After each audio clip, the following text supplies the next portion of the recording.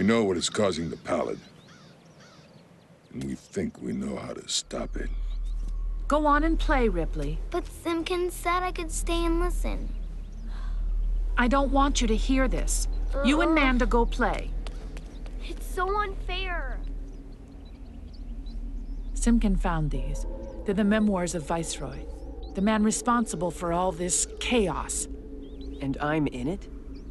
Indirectly.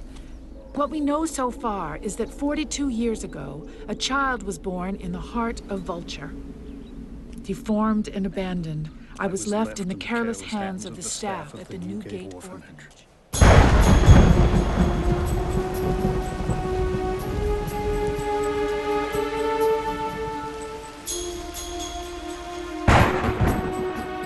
Ostracized for being different, the other children participated in things that I didn't understand.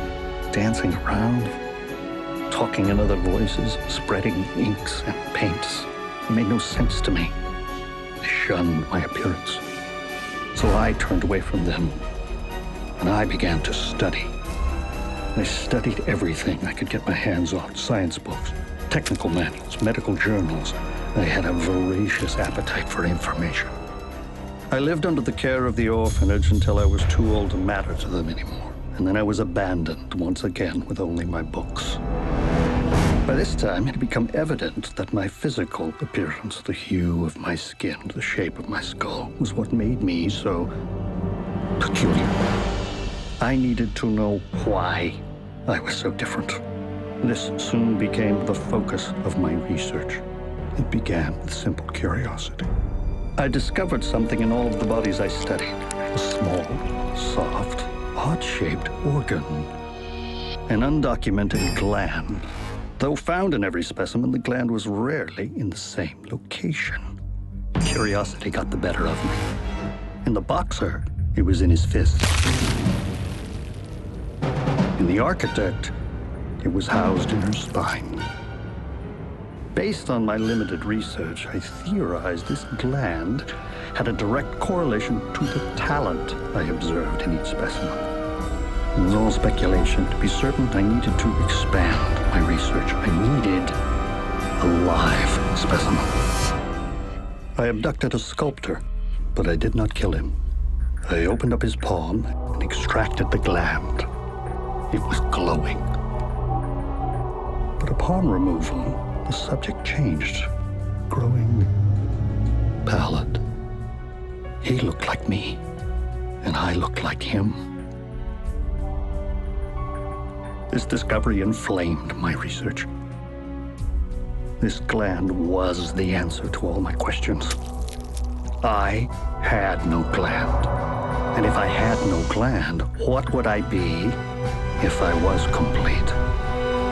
I had to know.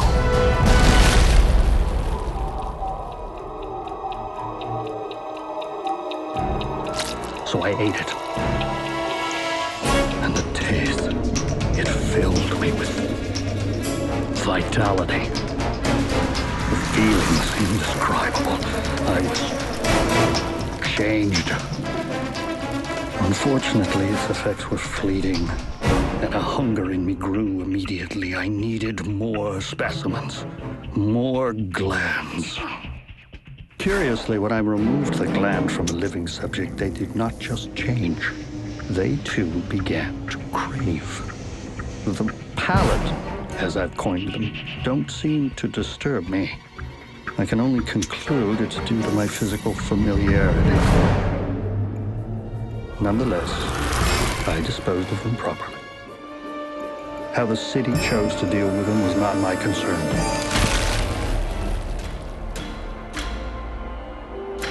The gland was my only purpose. I ate it. I injected it. I drank it. The rapturous state eventually went away, no matter how much I consumed. But my body was evolving. I could feel a small amount of the gland's essence remaining inside me.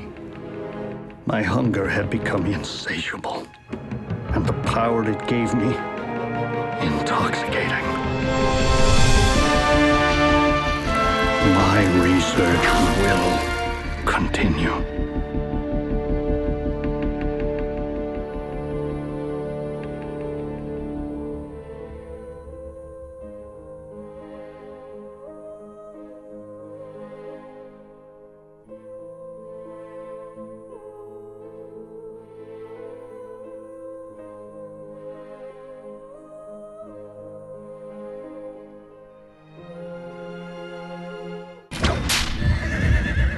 That's awesome.